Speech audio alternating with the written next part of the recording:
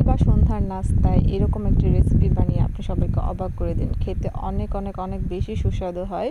তো আসসালামু আলাইকুম, কেমন আছেন সবাই? আশা করি সবাই ভালো আছেন। তো এইখানে আমি প্রথমেই কয়েকটি ব্রেড নিয়ে নিয়েছি এবং ব্রেডটি আমি ৩ কোনা করে কেটে নিয়েছি। এখানে আমি ২টা শেপ করে কেটে নেব। একটা ৩ কোনা করে কেটে নিলাম, আরেকটা রাউন্ড শেপ করে আমি কেটে নিলাম। তো এইখানে এই নাস্তাটা তৈরি করতে যে ইনগ্রিডিয়েন্টসগুলো লাগবে সেগুলো হচ্ছে ধনেপাতা কুচি, পেঁয়াজ কুচি, মরিচ কুচি, আর এখানে কিছু গরুর মাংস সেদ্ধ করা, আর হচ্ছে গরম মশলা, আর আলু সেদ্ধ, কয়েকটা আলু সেদ্ধ করে ম্যাশ করে নিয়েছি। এবার সবগুলো আমি মাখিয়ে নেব। তো এখানে আমি প্রথমে লবণ, পরিমাণ মতো লবণ, ধনিয়ার গুঁড়া, মরিচের গুঁড়া এবং হলুদের গুঁড়া দিলাম এবং অল্প একটু সয়া সস অ্যাড করলাম। তো সবগুলো একসাথে এখন ভালোভাবে মাখিয়ে নিব।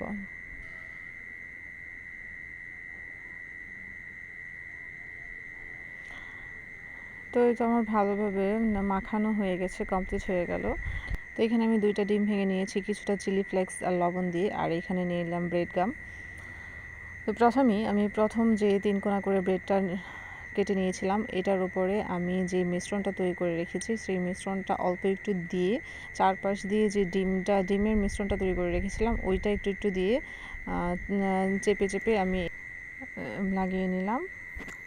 তো চারপাশ দিয়ে ডিমটা দেওয়াতে এটা আঠার মতো একটা কাজ করে ব্রেডটার সাথে।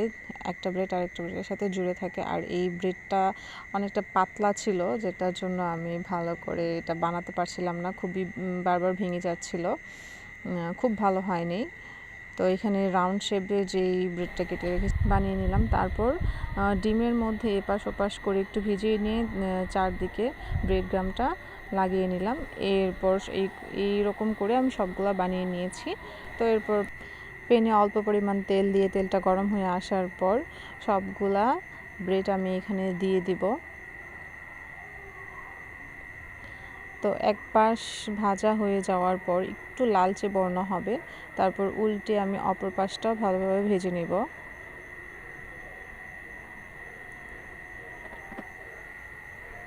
তো এইভাবে করে আমি সবগুলা ভেজে নিব। তো আমার ভাজা কমপ্লিট হয়ে গেছে।